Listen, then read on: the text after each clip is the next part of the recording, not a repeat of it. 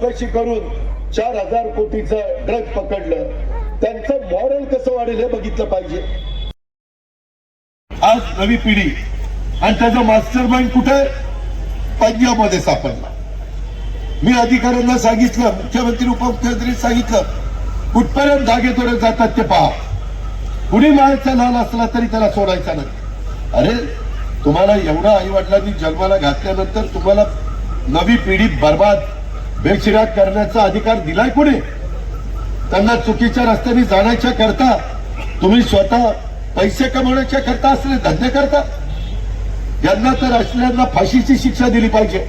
अजिबात त्यांना कुठं मुलायचा ठेवण्याचं कारण नाही, कारण याशिवाय खऱ्या अर्थाने चांगला समाज आपल्याला निर्माण करता येणार नाही। मी तिथला पालकमंत्री, मी आज रात्री किंवा सकाळी लवकर अधिकाऱ्यांची मीटिंग घेऊन कुठपर्यंत आले, अजून काय चाललंय, काही काहींचे धागेदोरे दिल्लीमध्ये काही माणसं मिळाली, या पद्धतीचं काम चाललेलं आहे। आणि विरोधकांना तर असा मुद्दा, उलट पोलीस खात्याने या पद्धतीनं चौकशी करून 4,000 कोटीचं ड्रग पकडलं, त्यांचं मॉरल कसं वाढेल हे बघितलं पाहिजे, त्याच्यात टीका टिप्पणी करायची।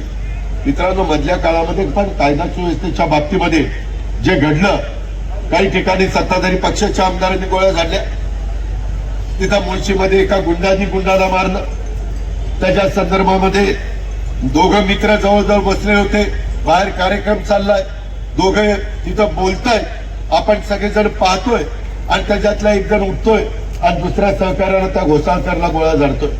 हे कसंच पद्धत, कुठली पद्धत? त्याकरता आता रिव्हॉल्वर पिस्तूल देण्याच्या करता देखील कडक भूमिका घेण्यात आलेली आहे। शेवटी प्रत्येकाला जगण्याचा अधिकार आहे, तो आपल्याला बाबासाहेबांनी दिलेला आहे। प्रत्येकाला इतरांच्या बरोबरीने वागून देण्याचा अधिकार आहे, तो देखील आपल्याला बाबासाहेबांनी